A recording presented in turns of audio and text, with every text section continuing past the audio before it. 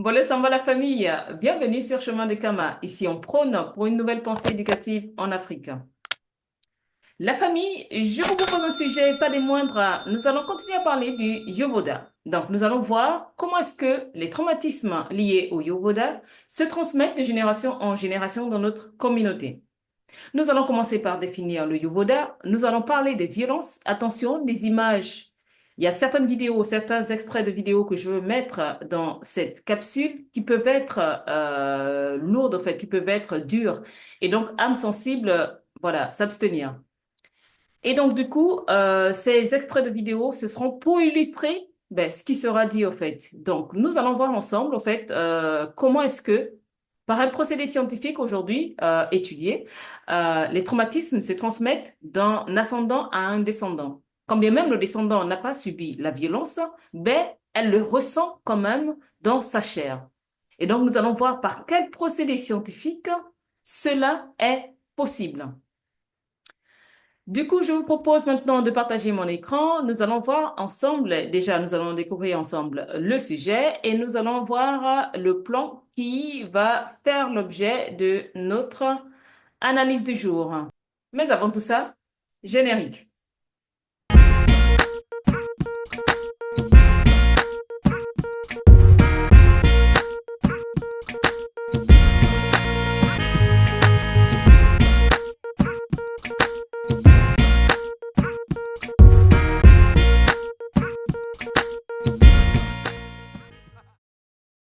Voilà la famille, j'ai titré cette présentation Yoboda, deux points, le poids des chaînes invisibles à travers les générations. Avant de commencer, la famille, je souhaiterais rendre un vibrant hommage à cet homme que vous voyez à l'écran. Il s'agit du doyen Doumbi Fakoli, qui nous a quittés le 29 septembre dernier. Donc, je souhaitais marquer une petite pause en quelques secondes pour lui rendre hommage. J'ai pas eu l'occasion de le faire entre-temps. Et donc, c'est vraiment de lui dire ici merci. C'est l'occasion pour moi de lui dire merci pour tout le travail qu'il a accompli sur l'éveil des consciences du peuple noir. Vraiment merci pour sa participation, pour tous ses livres, dont notamment l'un des livres que j'ai beaucoup aimé, donc qui est Introduction à la prière négro-africaine. Ce livre m'a beaucoup aidé à structurer ma prière, à structurer au fait comment est-ce que je dois m'adresser à mes ancêtres. Vraiment, je te remercie, doyen Dobi Fakoli, pour cette connaissance que tu as bien voulu nous partager. Et il y a aussi ce livre qui m'a permis de comprendre en fait comment fonctionnent les entités, comment fonctionnent les différents égrégores, comment fonctionne le monde des énergies. Et il y a beaucoup d'autres livres, notamment les livres sur Cheikh Anta Diop, sur Marcus Garvey, que j'ai acheté et fait lire à mes enfants pour qu'ils puissent connaître ces personnes-là dès leur adolescence. Et donc, voilà ce que je souhaitais te dire, doyen Dobi Fakoli. Chez nous, les morts ne sont pas morts, ils partent de l'autre côté, mais sous une autre forme de vie, au fait. Tout est vie chez nous. Tu as retrouvé aujourd'hui ceux qui t'ont précédé, comme Cheikh Anta Diop, comme Kalalon Mutunde, et comme beaucoup d'autres que je ne peux pas citer ici. Donc voilà, Domi Fakoli, merci encore, doyen. Merci pour tout ton travail. Merci pour tout ce que tu as fait pour nous. Donc voilà, et je dédie cette capsule à notre doyen Domi Fakoli. Cette capsule est dédiée à Domi Fakoli. Le combat continue. Et donc la famille, comme je vous ai dit, j'ai titré cette présentation Yovoda, le poids des chaînes invisibles à travers les générations. Voici comment est structuré le plan de notre présentation. Donc, comme d'habitude, vous êtes maintenant habitué ici. Donc, on a toujours une introduction et on commence toujours par définir des notions. Et donc, dans la capsule précédente, j'avais défini un petit peu ce que c'est que le Yovoda. Nous allons donc du coup aller très vite sur cette partie-là. Et donc, nous allons voir après les conséquences du Yovoda, le rôle du christianisme dans le Yovoda. Donc, nous allons voir le code noir, le code de l'indigénat, nous allons voir les violences de la déportation, nous allons voir les instruments des tortures, nous allons voir les violences coloniales en Afrique, nous allons voir l'épigénétique des traumatismes, les transmissions des traumas, nous allons voir le syndrome de l'affranchi, le syndrome de Stockholm, le syndrome de la validation blanche et nous allons finir par conclure. J'ai décidé de faire cette vidéo en deux fois, en deux parties. Donc, en me filmant, en fait, je me suis rendu compte, en fait, que la vidéo était hyper longue. Et donc, comme je sais que dans ma communauté, on a déjà du mal à regarder une vidéo plus d'une demi-heure, j'ai décidé de la scinder en deux. Pour ce qui est de cette première partie, nous allons nous arrêter au niveau des instruments de torture. Que pouvons-nous dire en guise d'introduction? Ben, que toute la période de souffrance du peuple noir, j'inclus donc les Africains et les Afro-descendants, a nécessairement marqué ou laissé des profondes cicatrices dans les consciences collectives de ces peuples-là. Et donc, cette présentation va explorer les violences donc, du Yovoda, parce qu'on va redéfinir le Yovoda, et comment celle-ci a laissé les traumatismes qui ont marqué les sociétés africaines et continuent de se transmettre de génération en génération, tant au niveau psychologique que biologique. Donc, nous allons examiner les conséquences directes de cette souffrance, donc, qu'a connu le peuple noir. Nous allons voir l'impact de l'historiographie coloniale sur notre perception de nous-mêmes et nous allons voir les mécanismes de transmission transgénérationnelle des traumatismes. Donc, cette analyse nous permettra de comprendre comment le poids des chaînes invisibles façonne encore aujourd'hui les dynamiques identitaires et psychologiques des descendants des victimes. Commençons par définir ce que c'est que ce mot, au fait, le Yovoda. Qu'est-ce que c'est? Je l'avais déjà un petit peu expliqué dans la vidéo précédente, mais je reprécise ici que c'est un terme qui est employé dans les milieux afrocentrés au sens de crime de l'homme blanc contre l'homme noir, qui traduit à la fois l'esclavage et la colonisation. Il s'agit, pour les descendants des victimes de ces crimes, de parler de celui-ci avec leurs propres mots.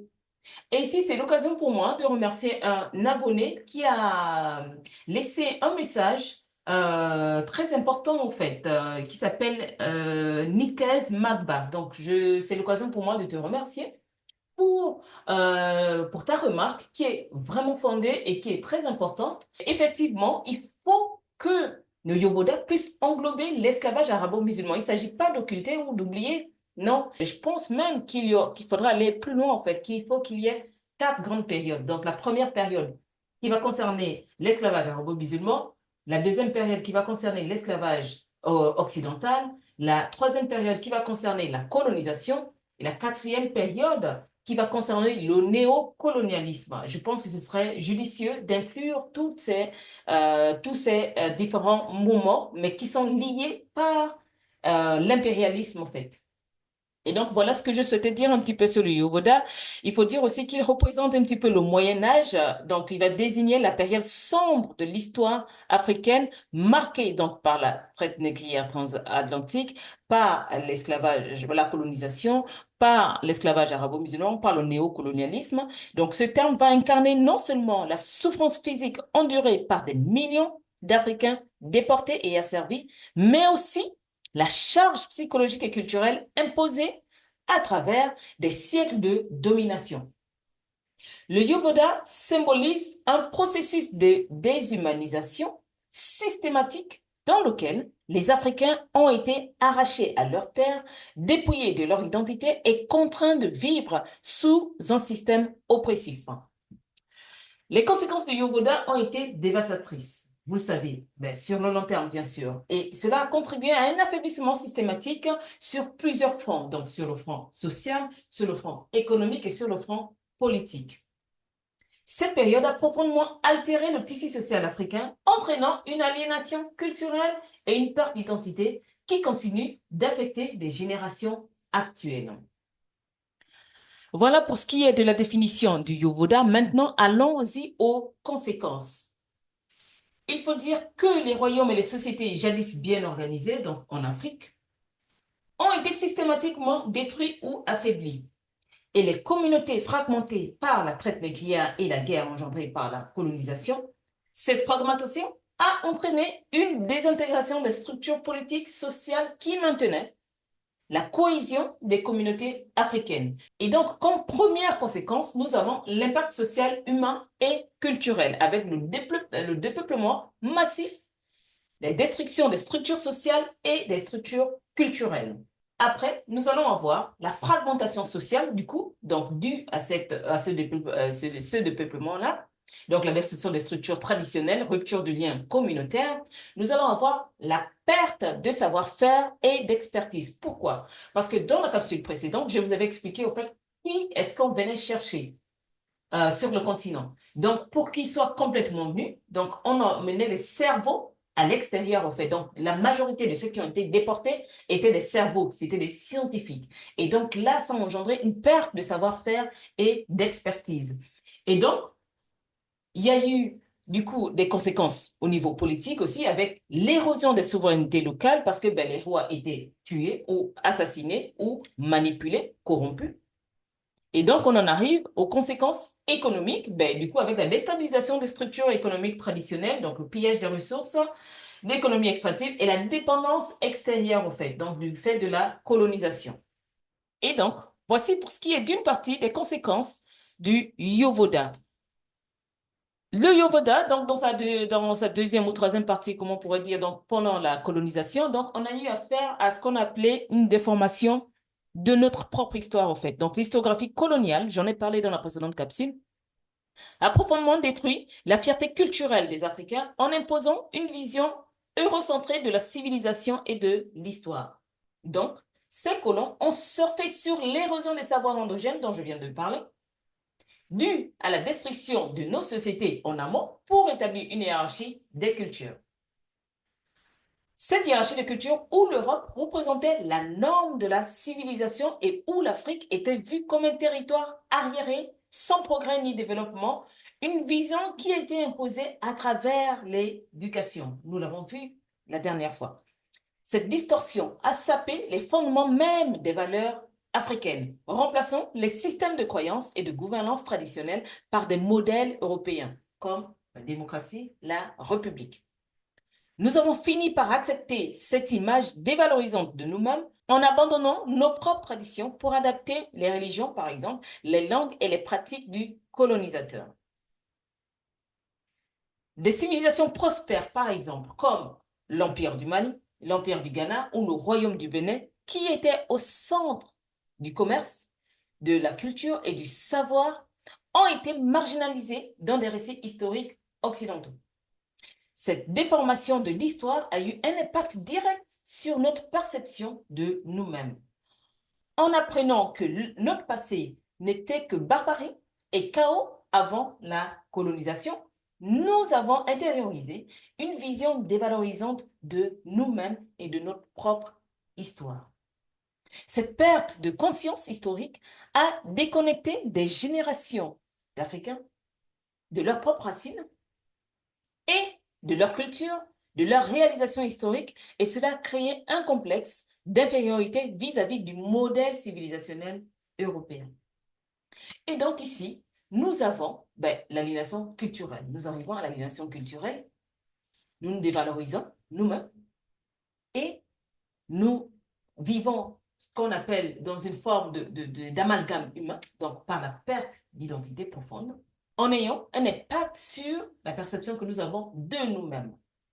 Et donc, si nous devons dessiner un processus ou un schéma qui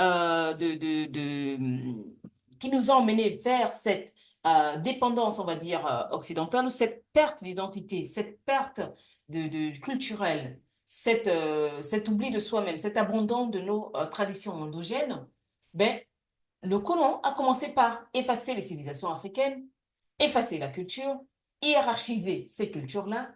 Elle a réécrit l'histoire, du coup, puisqu'il y avait une érosion des savoirs, puisqu'on était détruit, on n'était plus, on ne retrouvait plus notre système de fonctionnement sur tous les plans.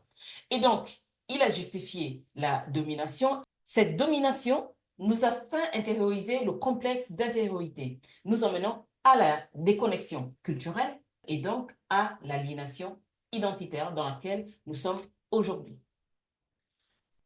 Maintenant, nous allons passer à la deuxième partie, si je pourrais dire ainsi, de notre travail. Ça va être le rôle. Comment est-ce que ça a commencé, ces histoires-là? Donc aujourd'hui, là, moi, j'ai pas assez de littérature sur l'esclavage arabo-musulman ici où je suis. Donc, j'ai pas de livre là-dessus. Les livres que j'ai, en fait, n'abordent que l'esclavage occidental. Et donc, c'est pourquoi je vais un petit peu m'appesantir là-dessus parce que j'ai des éléments. Donc, voilà. Et donc, quelle a été, donc, dans l'une des périodes du Yogoda, si on pourrait dire la deuxième période, logiquement la deuxième période du Yogoda, donc, qui est la traite négrière, donc, le christianisme, il faut savoir que le christianisme a joué un rôle fondamental. Le christianisme a été à l'origine de la légitimation de l'esclavage. Bien que certaines figures chrétiennes aient dénoncé l'esclavage, les églises chrétiennes ont, dans de nombreux cas, légitimé et soutenu ce système esclavagiste, contribuant ainsi à l'oppression des Africains. Et donc là, je vais vous mettre quelques aspects clés de ce rôle en fait qu'ils ont joué. Pourquoi est-ce qu'on dit que le christianisme a été à la base de la légitimation de ce système oppressif?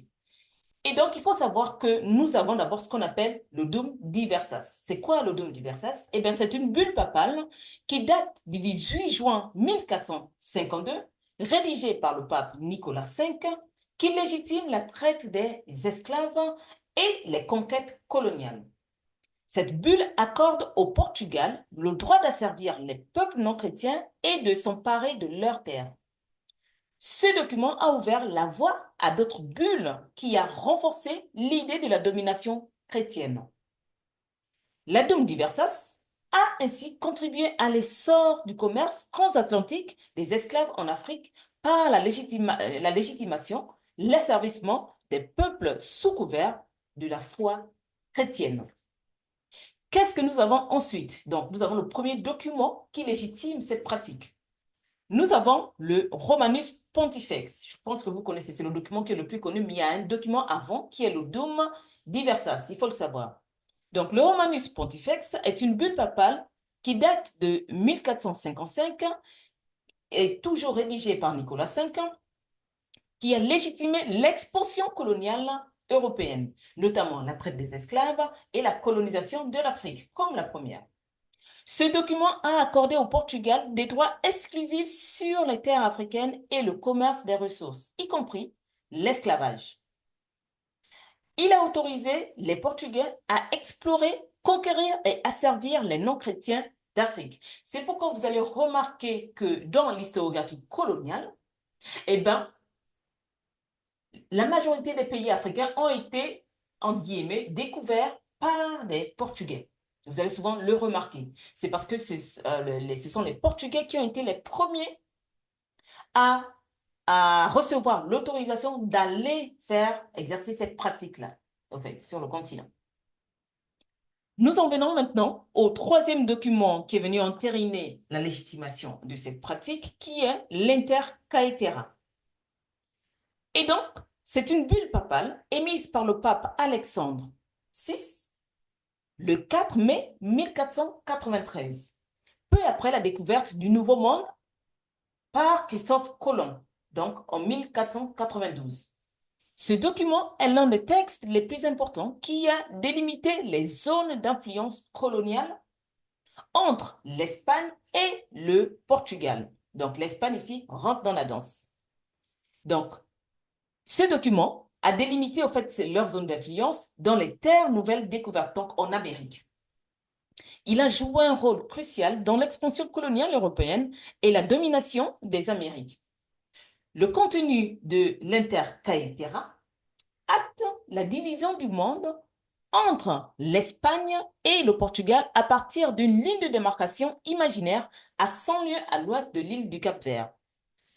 Il faut savoir que le pape Alexandre IV, ici, veut diviser le monde en zones d'influence, donc entre le Portugal et l'Espagne. Et donc, du coup, à partir du Cap-Vert, donc, qui était déjà un endroit qui était colonisé, esclavagisé, Et donc, il se met à 100 000 lieues, donc côté ouest, donc le côté des Amériques, et il dit au fait que toutes les terres que nous allons découvrir du côté est va appartenir à l'Espagne, pardon, au Portugal, et toutes les terres que nous allons découvrir côté ouest va appartenir à l'Espagne.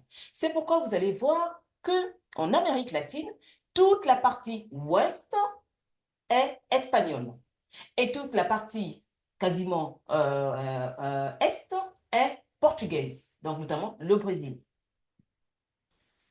Et donc, nous avons un dernier document qui est le traité de Tordesillas qui date de 1494. Donc, moins d'un an après l'émission de la bulle Inter Caetera, l'Espagne et le Portugal signent le traité de Tordesillas qui déplace la ligne de démarcation initialement émise plus à l'ouest. Donc, ça permet au Portugal de revendiquer du coup le Brésil. Ce traité a consolidé la division du monde entre les deux puissances coloniales. Et donc, il faut savoir que toutes ces bulles papales, donc le Dum Diversas, le Romanus Pontifex, l'Inter Caetera, le traité des Tordesillas, ont contribué à justifier la conquête, l'exploitation et l'asservissement des peuples indigènes sous couvert de l'évangélisation des peuples, entre guillemets, indigènes. Elles ont été, donc toutes ces bulles, des piliers religieux et juridiques qui ont permis aux Européens de légitimer la colonisation des Amériques, d'Afrique et l'oppression des peuples autochtones. Donc voilà pour ce qui est du rôle du christianisme sur le Yovoda. Et donc passons tout de suite au Code noir, qui est une autre forme de légitimation de la violence vis-à-vis du peuple noir. Et donc, il faut savoir qu'il existe deux versions du Code noir. Donc, la première version qui a été faite par Jean-Baptiste Colbert, bien sûr, qui a été promulguée par Louis XIV, vous le savez déjà, en 1685. Et il y a une deuxième version qui a été promulguée par Louis XV en 1724. Et donc, que dit ce Code noir en fait? Donc, le Code noir reconnaissait formellement l'esclavage comme une institution légale dans les colonies françaises et définissait les statuts des esclaves en tant que biens meubles, c'est-à-dire biens de propriété. Ça veut dire qu'ici, l'être humain appartient à un autre être humain. Et donc, le Code noir autorise ça. Le Code noir légifère cela. Après, le Code noir donc, va définir les relations entre le maître et l'esclave. Donc, ici, le texte encadrait la manière dont les maîtres devaient traiter les esclaves, tout en leur donnant un pouvoir, on va dire, étendu. Donc, les châtiments corporels, par exemple, y étaient compris dans la flagellation et le marquage au fer rouge. Nous allons voir un peu plus en détail dans la suite. Donc, tout ça était également autorisé pour punir un esclave. Donc, voilà. En plus, nous avons donc la christianisation des esclaves. C'est documenté. Et donc, du coup, ce code noir imposait le baptême catholique à tous les esclaves et faisait de l'Église catholique un acteur clé de l'ordre social colonial. Il interdisait également aux esclaves de pratiquer d'autres religions, comme la croyance africaine traditionnelle ou les spiritualités endogènes africaines. Il faut savoir que le Code noir, en plus, interdisait des mariages entre colons et esclaves. Donc, tout enfant né d'une union entre une femme esclave et un homme libre devenait automatiquement esclave et cette disposition visait à maintenir la hiérarchie raciale dans les colonies. Donc, il faut savoir que dans ce livre, Louis Salamolin, le Code noir ou le calvaire de Canaan. Donc, à la page 88, il cite l'article 2 du Code noir. Donc, je vous lis ça. Tous les esclaves qui seront dans nos îles seront baptisés et instruits dans la religion catholique, apostolique et romaine. Enjoignant aux habitants qui achèteront des nègres nouvellement arrivés d'en avertir les gouverneurs et intendants des dites îles dans 8 ans au plus tard, à peine d'amende arbitraire, lesquels donneront des ordres nécessaires pour les faire instruire et baptiser dans les temps convenables. Donc, vous voyez la cristallisation du monde noir. L'article 3 dit, interdisant tout exercice public d'autres religions que de la religion catholique, apostolique et romaine. Voulant que les contrevenants soient punis comme rebelles et désobéissant à nos commandements. Défendons toute assemblée pour cet effet, lesquels nous déclarons conventicules, illicites et séditieuses, sujettes à la même peine qui aura lieu même contre les maîtres qui les permettront ou souffrir à l'égard de leurs esclaves. Article 12, par exemple, à la page 108, les enfants qui naîtront de mariage entre esclaves seront esclaves et appartiendront aux maîtres des femmes esclaves et non à ceux de leur mari si le mari et la femme ont des maîtres différents. Et donc, voilà un petit peu, c'est très intéressant à lire. Il y a tous les articles, il a répertorié tous les articles et il en a fait des commentaires là-dedans. Et donc, c'est très intéressant à savoir pour votre culture.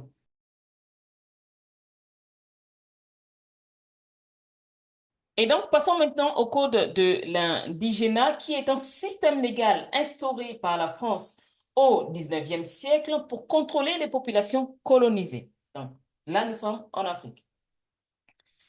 Donc, le code de l'indigénat a été mis en place en premier en Algérie en 1881, puis étendu aux autres colonies. Il établissait des mesures répressives et discriminatoires visant à maintenir la domination des colons et l'administration coloniale. Le code de l'indigénat a créé un système d'apartheid juridique dans les colonies françaises, privant les populations locales de leurs droits civiques et politiques. Ce système a renforcé la domination coloniale et l'exploitation économique des indigènes par les colons. Et donc, les principales dispositions du Code de l'indigénat, c'est ce que vous pouvez voir à l'image. Je n'ai pas besoin de les citer. Allons voir tout de suite maintenant le discours, par exemple, de Willie Lynch, qui est un officier militaire américain du comté de Pennsylvanie en Virginie. Et donc là, je vous ai mis son discours que vous pouvez lire dans le détail. Je ne vais pas lire tout le discours parce que ce serait trop long. Et donc, il va aider les maîtres esclavagistes, au fait, qui sont un petit peu dépités par les rébellions dans les plantations, par les émeutes, par les fuites. Hein. Donc, par exemple, par les pendaisons aussi. Par exemple, quand ils sont obligés s'ils pendent, par exemple, un nègre, hein, on va dire c'est une perte de valeur, comme il le dit. Hein. C'est une perte de valeur parce que il aurait servi à travailler. Par contre, il dit qu'il a une méthode pour compléter et contrôler les esclaves noirs et il garantit que si ces préconisations sont respectées, que l'esclave pourra de lui-même accepter sa condition en fait. Et donc il dit, j'ai une méthode complète pour contrôler vos esclaves noirs. Je garantis à chacun d'entre vous qu'étant instauré, donc une fois ils instaurent ça, elle contrôlera les esclaves pendant au moins 300 années. Et je pense que nous y sommes. Et donc, sa méthode, donc il utilise la méfiance et l'envie. Il divise. Donc, il dit que cette méthode a fonctionné dans sa plantation, parce qu'il avait une plantation au niveau des Caraïbes, et cela fonctionnera dans tout le sud, il dit. Et donc, il fait une hiérarchie, une liste des différences, hein, donc au niveau de l'âge, donc entre jeunes et vieux, au niveau des couleurs, donc les teintes, hein, donc on en retrouve plusieurs teintes, donc au niveau de l'intelligence, au niveau de la taille, au niveau des sexes, au niveau des statuts, au niveau de l'attitude même, au niveau des cheveux, même jusqu'aux cheveux. Et donc il dit, la méfiance est plus forte que font confiance et l'envie est plus forte que l'adulation, le respect ou l'admiration. Il dit l'esclave noir, après réception de cet endoctrinement, sera auto-réapprovisionnant pour ces centaines d'années, peut-être des milliers. Écoutez bien ce qu'il dit ici. Et donc, si on intègre cet endoctrinement-là, donc on intègre cette différence qu'ils ont mis sur nous, si on intègre que l'autre qui est plus clair de peau que moi est plus jolie, que celle qui a les cheveux crépus est trop dégradante, que la femme est plus faible que l'homme, que tout ce qu'ils ont mis là, donc de mettre des rivalités, des différences entre nous, cela va faire qu'on s'auto-réapprovisionne, en fait. Donc, nous-mêmes, on accepte la condition d'esclave. Donc, c'est ce que William Nietzsche préconise.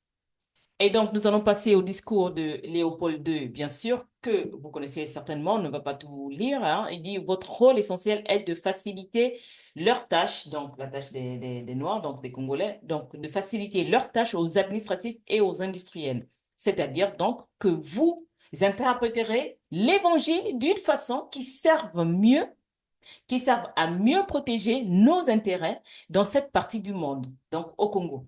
Pour ce faire, vous veillerez, entre autres, à désintéresser nos sauvages, donc nous, hein, nos sauvages, des richesses dont regorgent leur sol et leur sous-sol, pour éviter qu'ils s'y intéressent, qu'ils ne nous fassent une concurrence meurtrière et rêvent un jour de nous déloger. Je vous laisse le temps de tout lire. Passons maintenant aux violences proprement dites. Il faut dire que en termes de violence, tout commençait par exemple, pour ceux qui ont été déportés, par la capture. Et donc, il faut savoir que les captures des esclaves en Afrique étaient souvent marquées par une extrême brutalité. Les raids organisés par les chasseurs d'esclaves ont causé la mort de nombreux innocents. Pour chaque esclave capturé, plusieurs personnes périssaient dans les attaques violentes sur des villages. Donc, on avait des massacres, des incendies et les destructions étaient monnaie courante. Une fois capturés, les esclaves étaient souvent marqués au fer rouge, symbolisant leur réduction au statut de marchandises. Ce processus déshumanisant renforçait leur soumission par la douleur et la terreur. Ça veut dire ici que quand on vous capturait, on vous marquait. Donc, on vous mettait genre la marque Tommy Hilfiger ou on vous mettait Puma, hein, ou on vous mettait Nike, voilà. Et puis, vous appartenez maintenant au propriétaire. Donc, au moment de la capture. Donc, on vous marquait au fer rouge.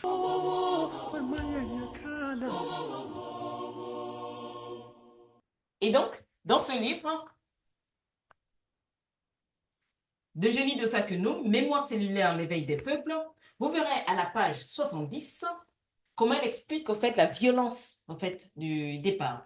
Elle dit les souffrances des esclaves qui avaient démarré par la capture violente au cours de laquelle, pour un individu attrapé, au moins 5-10 étaient tués à cause des luttes et des résistances que ces derniers opposaient à leurs ravisseurs, ces souffrances se poursuivaient donc par le marquage au fer rouge selon le logo de chaque propriétaire.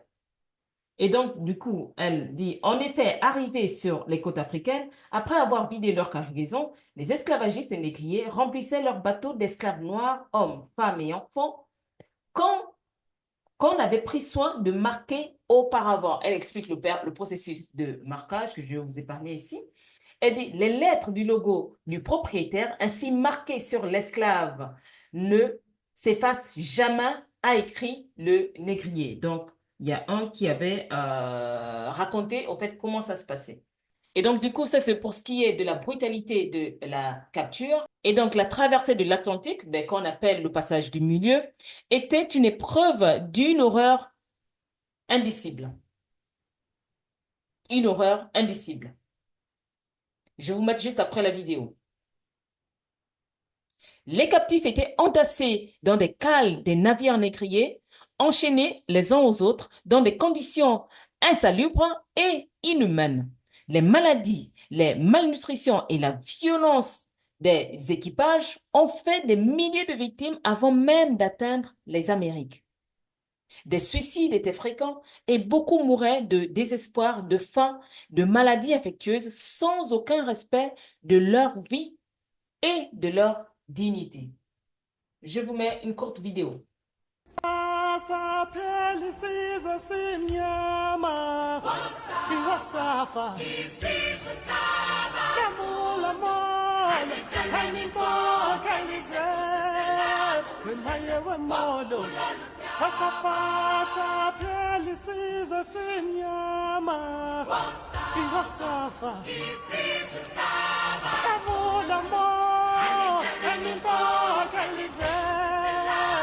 Mayengakana, Pasapasa, Pelisizo, Sinyama, Iwasafa,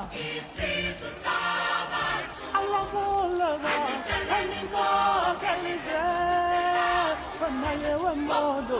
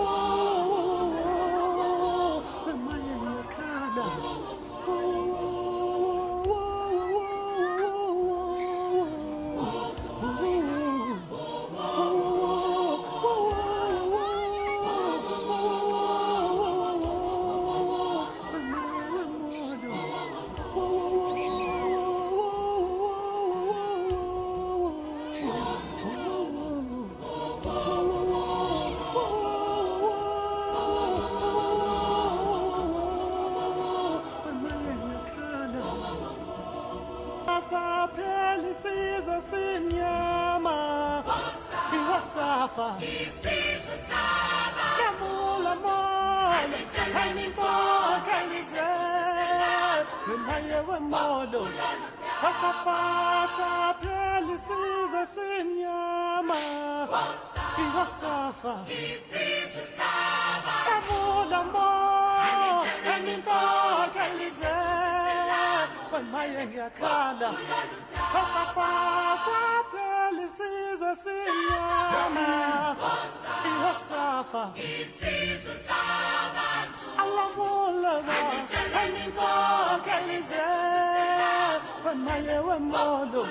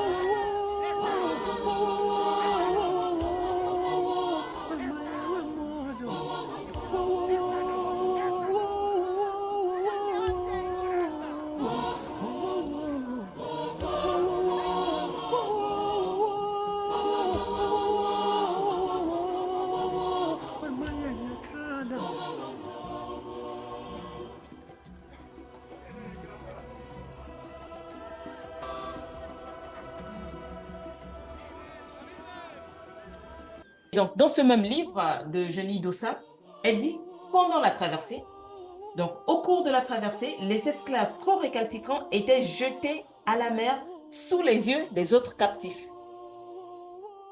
Ils voyageaient parqués comme des sardines dans des espaces réduits et ceux qui avaient des maladies, au lieu d'être soignés, étaient jetés à la mer sans ménagement. Imaginez un petit peu ça. Et donc, il y a d'autres personnes qui sont là à regarder tout ça. Et du coup, à l'arrivée en Amérique, il faut savoir que les esclaves étaient confrontés à de nouvelles violences. Et donc, ils étaient vendus aux enchères comme du bétail. Ils étaient souvent séparés de leur famille ou des rares proches restants. Ils étaient renommés. Donc, on a ici une perte fondamentale d'identité, une dépersonnalisation. Leur corps et leur esprit brisés par la traversée. Ils faisaient face à une vie de travail forcée sous la menace constante des coups, des sévices et des punitions arbitraires. Les maîtres utilisaient fréquemment des méthodes de terreur, donc fouet, mutilation, écorchage à vif, mort parfois, pour briser toute résistance et assurer leur domination sur les esclaves, les transformant définitivement en simples instruments de production. Et donc, dans ce même livre, sur l'arrivée dans le pays de destination, du coup aux Amériques, elle dit « Les souffrances à la base des multiples traumatismes sont nombreuses. Au chapitre des actes à la base de souffrance des esclaves, on retrouve en premier lieu l'abandon des bagages culturels d'origine. Les esclaves ne devaient plus porter leur nom ni leur prénom. Ils ne devaient porter désormais que le nom du propriétaire qui les avait achetés, ce qui est un acte préjudiciable et traumatisant pour un individu que l'on dépouille consciemment de son identité. Voici un extrait qui illustre bien cette violence.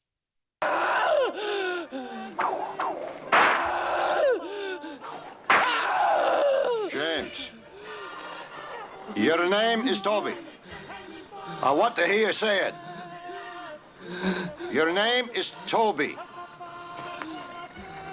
You're going to learn to say your name. Let me hear you say it. What's your name? Kunta Kinte.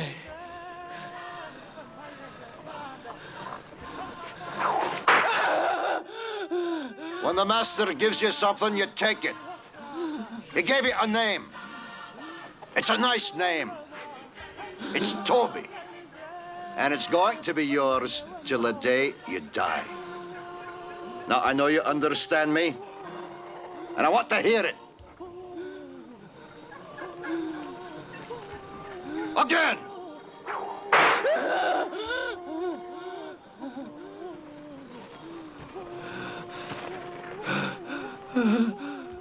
I want to hear you say your name. Your name is Toby. What's your name? Kunta.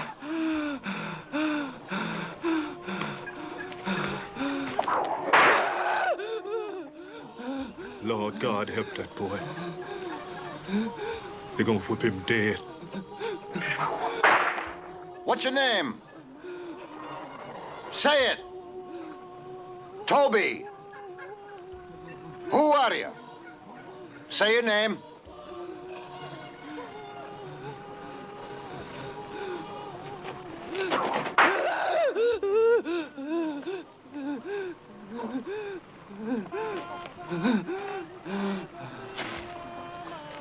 What's your name? Toby.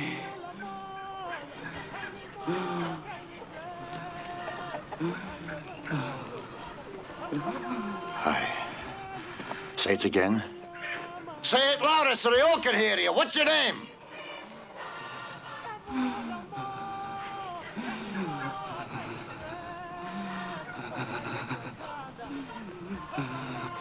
Toby. My name is Toby. Hi. That's a good nigger. Cut him down.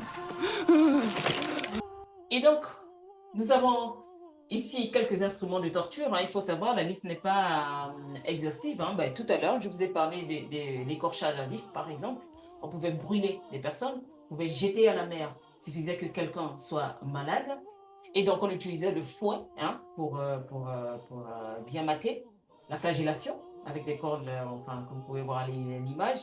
Le masque de la honte, que vous pouvez voir, la poire de l'angoisse, par exemple, qu'on foutait dans la bouche de la personne et on tournait jusqu'à ce que la mâchoire se casse.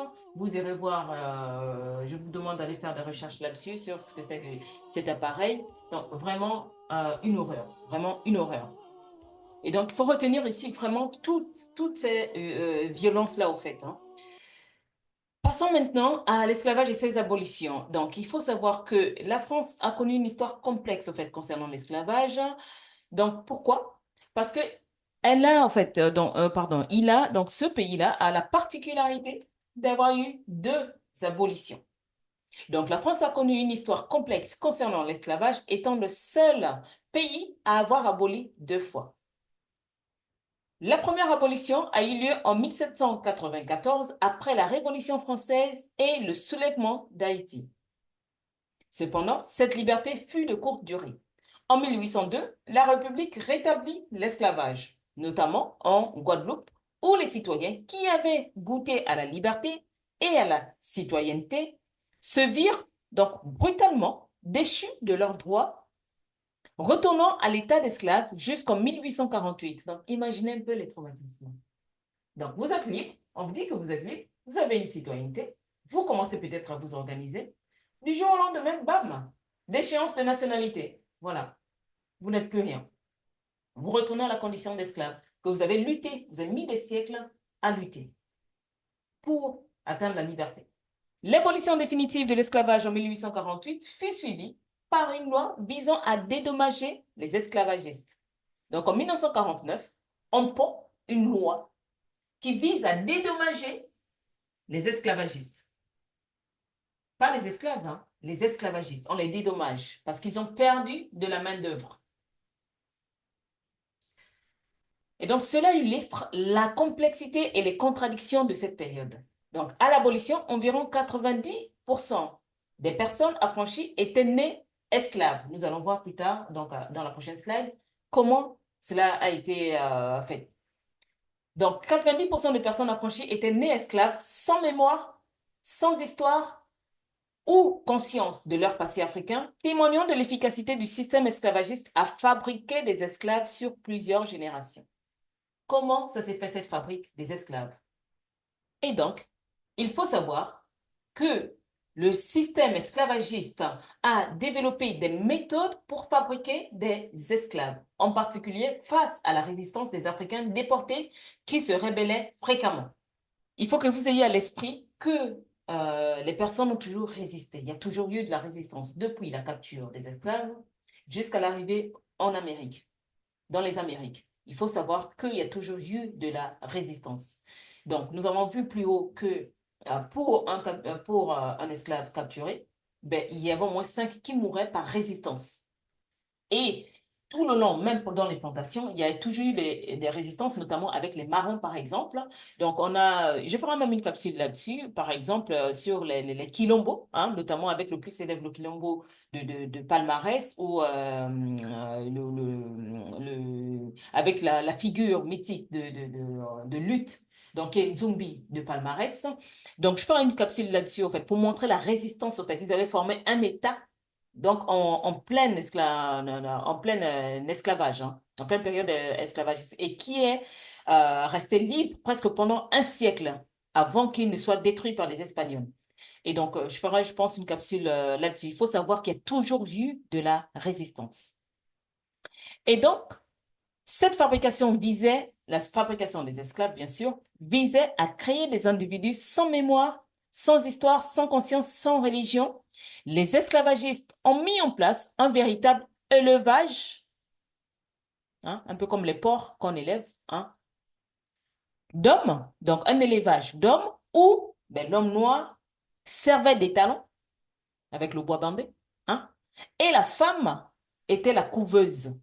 Donc, pendant cette période, à partir du moment où on a fait la première abolition, donc ils ont mis en place une politique pour faire un élevage, en fait. Donc, il fallait créer ben, les esclaves, au fait. Pourquoi? Parce que lorsque les esclaves arrivaient en Amérique, ben, ils se rebellaient tout de suite.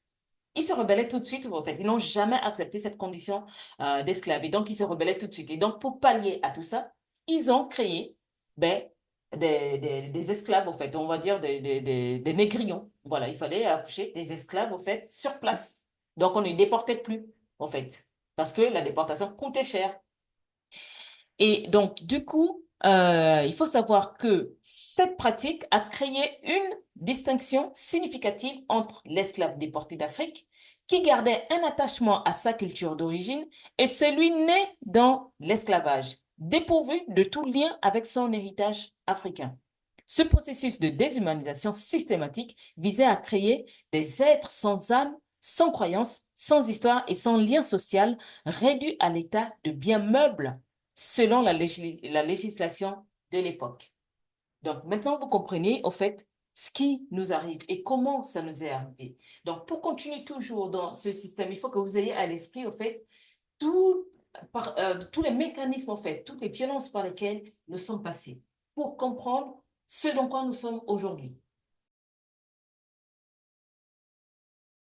Ainsi prend fin cette première partie. J'ai décidé volontairement de scinder cette présentation en 2 fois. Pourquoi? Parce que la vidéo aurait été trop longue. Et donc, du coup, cette partie prend fin aujourd'hui et la prochaine capsule, ben, ce sera la partie 2 du thème Yovoda, le poids des chaînes invisibles à travers des générations. N'hésitez pas à me dire dans les commentaires déjà pour cette partie 1 ce que vous en avez pensé. Je vous dis ensemble, prenons notre héritage. À bientôt sur les chemins des Kama. Iwasafa. Alamulama. Kanimba kalize. Wemaye wemodo. Uluwa.